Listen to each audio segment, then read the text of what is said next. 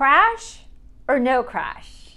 I've got my good friend Bret Ceren, associate broker with Platinum Living, and you're here. Bret's our numbers guy. Yep. We have him back all the time when something's going on in the market. So, Bret, yes, tell me what's going on in the market. Is this a crash? Do we need to be concerned? What's up? That's the question everybody's asking, Kelly. So, especially right now with inventory rising so rapidly, they're really concerned. The last time I was here, we were asking the question, are we in a bubble, right? And the answer then was no. And I would tell you now, the answer is still no, we're not in a crash. Okay. So what does it really mean when you know, the media is just like pouring all this stuff into the world's heads about this crash? I mean, can you kind of walk through what that really means?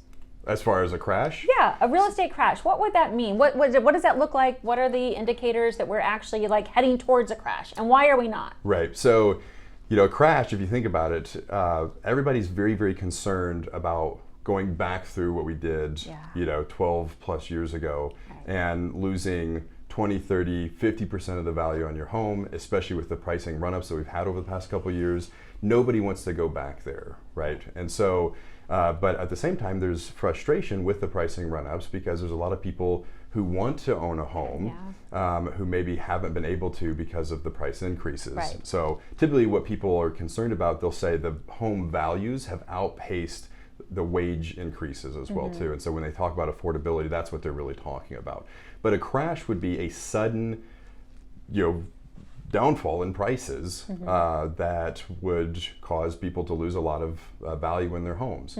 And that would only occur from a very particular set of reasons, none of which are in place from what we had last time, which we talked about back in October. Right. So, but if you think about it, right now they're also very concerned about inflation.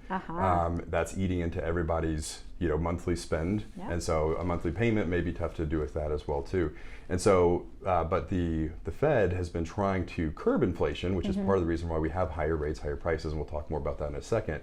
But a crash literally is when corrective elements in the economy happen too much too fast, right? And so if something was going on and we're trying to land the plane, but then something happens and we crash the plane instead, that's I think what other people are concerned about. But the good news is we don't really see any of those factors in place. So no crash. No crash. Okay. So give us an update on inventory. You're the data guy. So what do we need to know? Well, there is a dramatic rise in inventory. That is true. That could be a good thing for a market that was short on inventory, well, right? That's the irony too, is that we were asking for that for a long time. Like that's what we wanted, was more options for people. And now that we have more options, we're kind of freaking out about it, right? And so, of course, right. So I guess be careful what you wish for, right? So the first thing is when you hear people talk about a crash or a correction or softening, and we'll deal with all those things. What they talk about is, yes, an increase in inventory, a lessening of demand, right? Fewer homes being sold, longer days on market, not the same frenzy we were experiencing before. So all those factors are what they talk about to point to a possible correction or crash. So, and yes, inventory is in fact rising. We're now in our market, the Greater Phoenix Scottsdale market, we're now over 7,000 active available homes, single family homes. If you have condos, townhomes, there's more. But active single family homes is now over 7,000 available. That's important because we weren't at this figure since June of 2020. It's been 2 years, 23 months since we've been actually at this amount of available inventory. And so that is important, but what's helpful to know is that it's almost at all price points. You look at the rise in price points, from 3 to 500,000, even 200 to 300,000. It's been going up, which is helpful for people who maybe had sat on the sidelines because they couldn't find what they wanted at a specific price, and maybe now they can. So that is actually a good thing. And it's seasonal. People talk about it not being seasonal, but it's seasonal. Every May, it starts in March, but March through September, we have an increase in inventory in our market. And so it is rising. New active homes are increasing faster than what we thought, but that may be sellers who maybe tried to time the market and sat out a little too long, right? So now they're finally putting their house on the market so they don't miss out. But we are having more active homes, more new homes than what we've had, and that's a good thing. So if you have buyers out there that want to buy, this could be a good time. Yes. Yeah. Because there's inventory. Now, is it give me a kind of just the, is it sitting longer? Are we seeing price reductions? Like, tell me about that whole conversation. Both are two things that people look to know, is the market shifting, is the market changing, or even is the market crashing? And so there's a couple of factors that we would want to look at. First, days on market. So for those properties that are under contract, right, our average days on market is remaining about the same.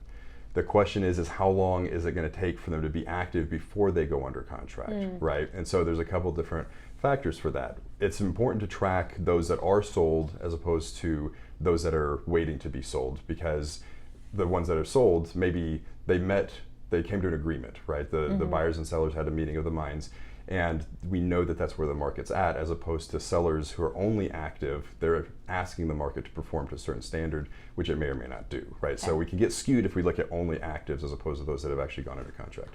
And the bottom line for that, days on market are largely staying the same. So we're not seeing a lengthening for those that are selling for going under contract. So what are average days on market in this market? Yeah, it's about 21 days right now, so 3 weeks. All right, so 3 weeks, I list my house as a seller. I can expect roughly 3 weeks before I have a viable offer on the house. Correct. Yep. Okay, all right. What about multiple offers? Yep.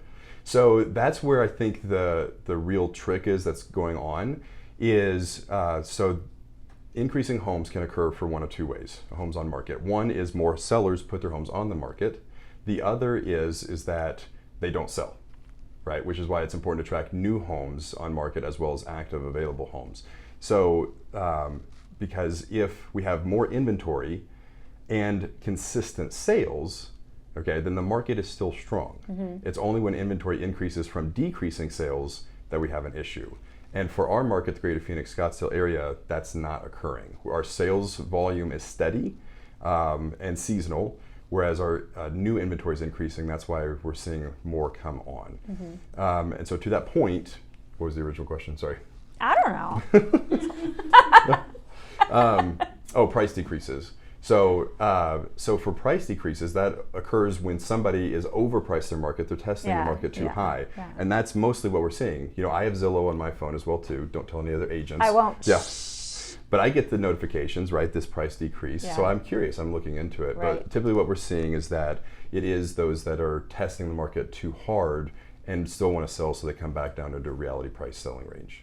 Got it. And so much of that really comes back to, this is where a real estate agent, a true professional that, you know, understands the market, understands the area of your home, et cetera. I think this is really the value that sellers may not truly understand, as opposed to just, you know, going online and getting these numbers, which may or may not be real for their particular home or area. Right. Yep. Because real estate is local, and so we talk about our local market versus the national market. But even we have so many sub-markets here, it is still important to really understand what's going on, you know, for your neighborhood or your part of town, and to get the truth about what's happening there. Yeah, agreed. So tell me about average sales price right now. What are we seeing with that? Is it going up, down, staying the same? It is still going up. Okay.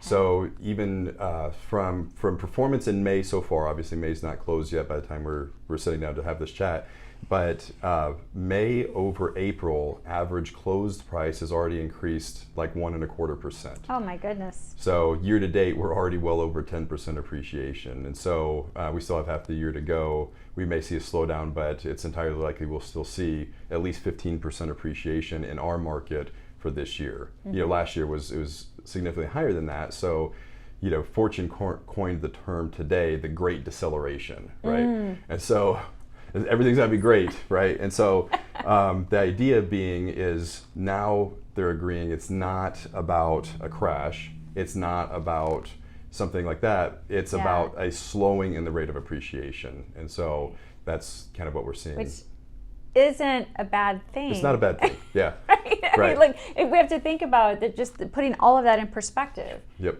Yeah. So tell me about the average sales price again. What is it? Yeah, so it's the average and the median are a little disconnected, but we're just over 500,000 for the median and about 525 or so for the average for what's closed. Yeah, and going back, you said that we have roughly about 7,000 listings right now? Yeah, active single-family homes. Okay, what is it for what we'll call like a balanced market, and what is a balanced market? Sure, that's another great point. So A balanced market historically has been about 6 months of active inventory. Okay. So now that number shifts based upon the amount of demand that we have, right? Because if we're having fewer homes sold, we don't need as many homes on market. If we have more homes sold, we need more homes on market. So right now for May, well, we'll start in March. So March we were at about just under 5 weeks of active available weeks of inventory, not months, weeks. Okay. But at least we're tracking in weeks instead of days. We were tracking in days for a while. So, and then in April, we popped up just above 5, so we were at about 5.25 Weeks. Okay. For May, for the amount of activity, and this is super important for everybody, for May, we've dropped back down to 3 weeks of active available inventory, even with an increase of the homes, which means that the amount of sales we're having is steady for the seasonal. It's increasing overall, but steady for the season. So our market here is very vibrant. It's very strong. We're in a good place. Yeah. Okay. Wow. I didn't realize that. Dropping to 3 weeks. Right. Oh my goodness. So we talked earlier about what's going on with multiple offers.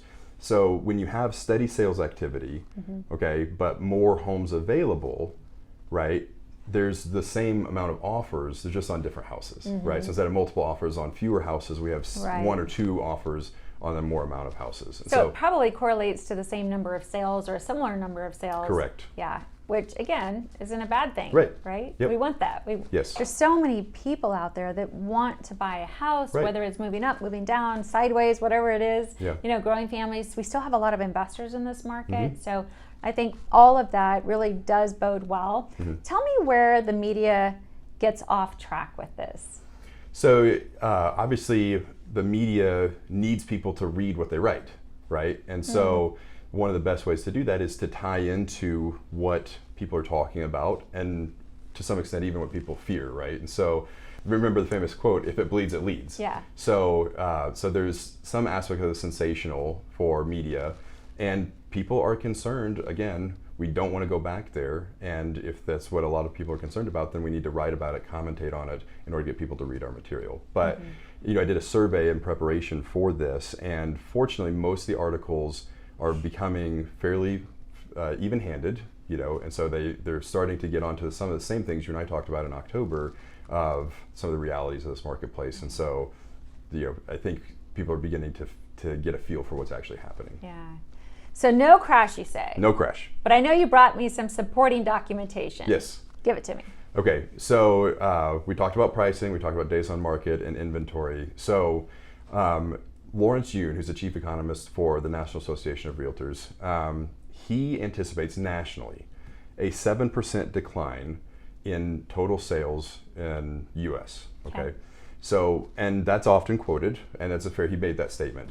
What's not quoted is that in 2021, both in our market here and nationally, more homes were sold than ever before in the history of our markets. Okay. So a 7% decline coming off of that high, I mean, how many times can you climb Everest, right? So some of that may be expected, but the follow-up point too is that even a 7% decline would still put us above 2020 sales and 2019 sales and 2018. So we're down from last year, but still higher than ever before. It's still a lot of things. Yeah. So.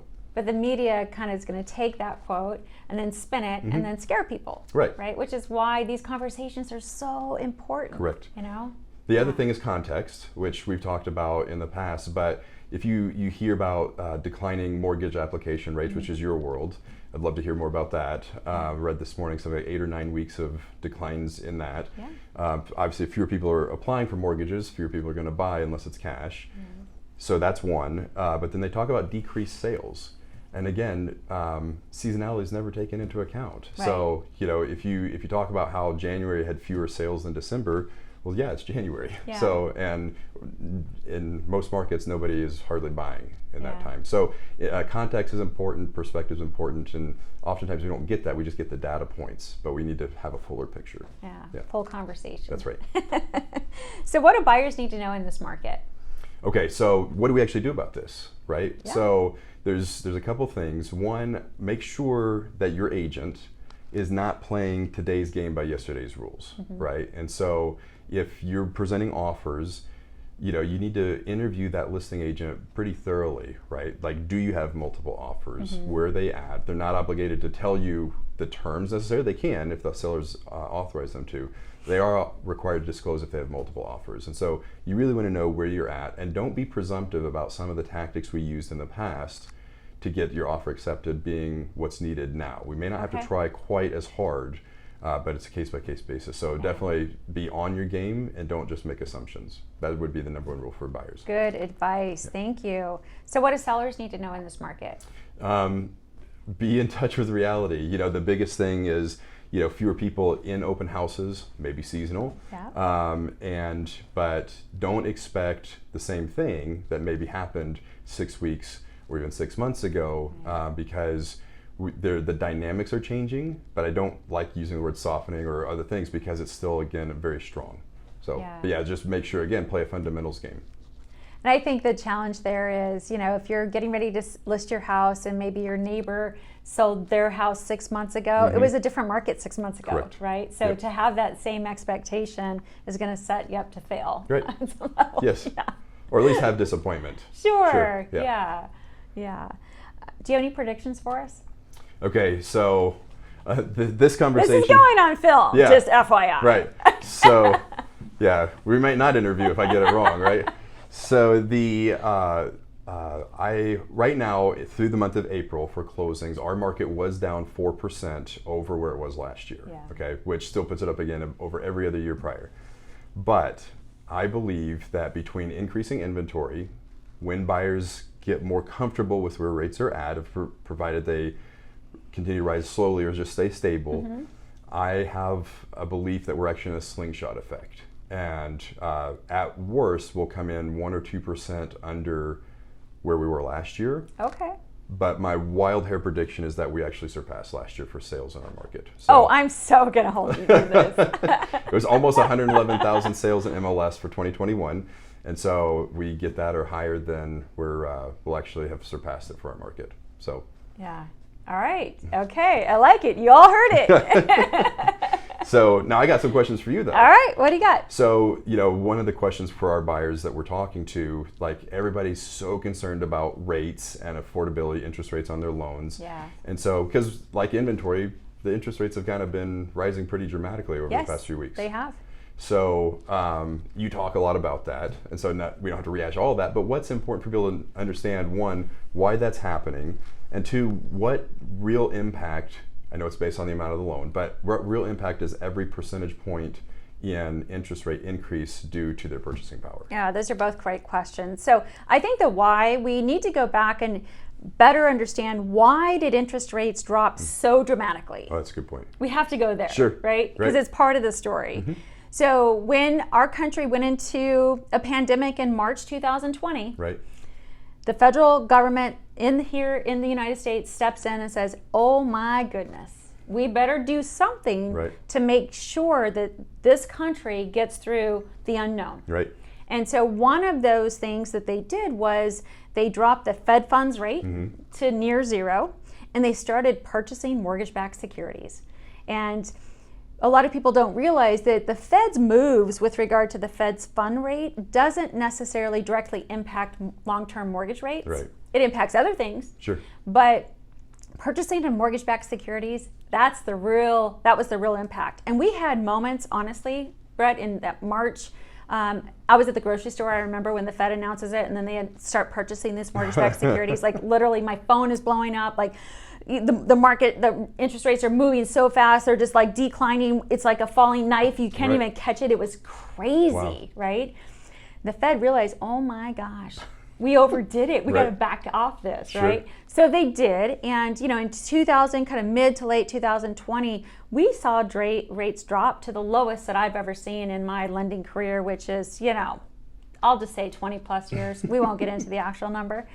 And so it was a great time for people to refinance or to purchase. Right. And so that was fantastic. But remember, that was a point in time that was dictated on a global I won't call it a disaster, but I mean, it felt like it. It was right. Yeah. I mean, there were so many unknowns, and so that was the reason for it. So generally, bad things that happen in the world are good for interest rates, because you're going to see the country step in and go, oh my gosh, we got to rally, we got to keep money going, we got to keep this economy going, and that's one way that they do that. So that's the reason kind of why. So now, as our country and the world has moved through this pandemic, and certainly it's still out there, but it's much more understood and everything else that's got along with that. One of the things, the aftermaths of all of that, you got to fix some stuff. Investments and pouring liquidity into the markets has been inflation. Right. So that's not good for our country either. No. Right. So now the Fed is in a position to stop purchasing those mortgage-backed securities and increasing the Fed funds rate. They're taking measures to increase long-term mortgage rates in the hopes that they can control inflation. And so that's one way they do it. And they'll have other ways that they're doing it as well, right? So they've got to control inflation. And for mortgages, the long-term mortgage rate are tied to mortgage-backed securities. And so the arch enemy to mortgage-backed securities is inflation. Right. So right now, that's a big part of why we're seeing interest rates go up. They've got to control the inflation in our country. And so, rates right now are, kind of just call it in the mid fives, May 2022.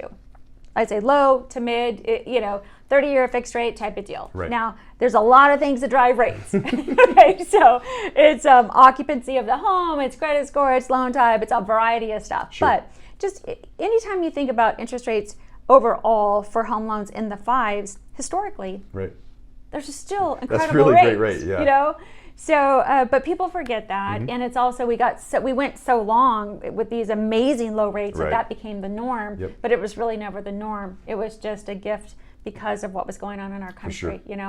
So, where do I think interest rates are going to go? I do think that the Fed is going to continue with this course of trying to control inflation. So I think we can expect at minimum 2 more increases by the Fed of anywhere between 1/4 to 0.5%. Okay. Now again, for mortgage rates, sometimes when the Fed increases the Fed funds rate, mortgage-backed securities actually rally. And sometimes long-term mortgage rates come down or settle down, or now it's stable, right? Because mortgage-backed securities, it's all a supply and demand thing, right? So I think that's one of the big misconceptions is, I have a client right now, he's got a house up north, it's, he owes $1.7 million. He's like, oh my gosh, I got to refinance. I'm in this hard money loan and I got to get out of it before the Fed increases interest rates. Again, the Fed increasing interest rates is doing something, but it's not necessarily driving long-term mortgage rates, right? So I think that is just one of those things that it's hard to kind of understand. Right, but the best idea would be to obviously give you a call then to talk about their specific just situation. Talk it through. I think, is refinancing still happening? Yes. Is it happening to the extent that it was happening a year ago? No, right? Because a year ago, people were just refinancing to drop their interest rate. But there's a lot of other reasons why people refinance. Going through a divorce, having to buy out somebody of their equity, credit card debt. Think about the average interest rate on a credit card. Even if, an interest rate on a home loan is 6%, if the average interest rates on credit cards are 20% and you're in a position where you have a lot of credit card debt, credit cards, as they just don't make it easy to get out of that, right? No. You're never going to get out of credit card debt if you're paying the minimum payment. So sometimes that makes sense. Paying for colleges, weddings, buying another property. Like there's a million reasons why people tap into their equity. So. Okay. So you already talked about what you think will occur for future rate increases. Anything else that you would recommend to buyers to do to prepare now, whether they're ready to do something now or even for the rest of the year moving into next year? Oh, one thing I forgot. Yes. We'll go back. So you asked me the dollar amount for a 1 increase, a 1 point increase. So 1% increase on an interest rate. If we just think about a $500,000 loan amount, and I'm just throwing this out there, I'm just spitballing here, but a $500,000 loan amount, that 1% increase in an interest rate equates to about $325 difference in a payment monthly. Okay, so it's something, right? It's certainly something, but maybe it's not what people think it is. Right. And so to answer your most recent question, if somebody is wanting to purchase a house, I think the best course of action is to reach out to an experienced lender, right, you know, that can talk them through what's your goals, where are you at, how much are you paying in rent. You know, sure. I talk to so many potential buyers, prospective buyers right now that are renting, and their rents have increased dramatically. So, you know, I think it's a conversation. That's where you start. Sure. Start with a conversation with an experienced lender, hands down. Tremendous. Yeah. And of course, a lot of questions. People wonder if they do know that this is influenced by mortgage-backed securities. Has the Fed given any kind of signal when they intend to maybe start doing that again? Well, not yet, but it's out there, right? Because again, this is a balancing act with the Fed. And remember, now we have other factors, right? We have oil, right? Going to the gas pump, now paying. I literally was in an area that I had to pay over $6 at the gas pump. I was like, oh my gosh, you know? So we have a lot of other things, rising prices because of inflation, et cetera. So it'll be interesting to see. I don't know the answer. I wish I did. I wish I had that crystal ball, but I don't. So here we are. I don't think that we can underestimate the Fed. And I think that if something happens globally where they have to step in to start things again, that they would consider it. Sure. That's the best way. That's my best answer. Okay. All right. Well, Bret, thank you so much. I appreciate you and your time. Thanks for coming by. Absolutely. Hopefully this was helpful to just kind of give perspective. And if you have any questions, don't hesitate to reach out.